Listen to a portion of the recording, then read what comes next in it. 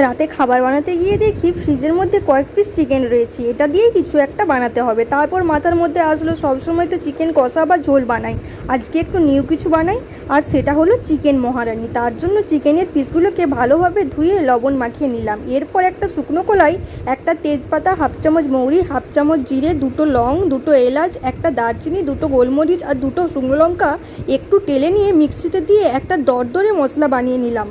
উপর কড়াইতে সাদা তেল দিয়ে দুটো কেটে রাখা পেঁয়াজ আর কয়েকটা কাজু বাদাম দিয়ে হালকা করে ভেজে তুলে নিয়ে ওটার একটা পেস্ট বানিয়ে নিলাম। আবার কড়াইতে সাদা তেল দিয়ে চিকেনের পিসগুলোকে দিয়ে হালকা ভেজে নেব।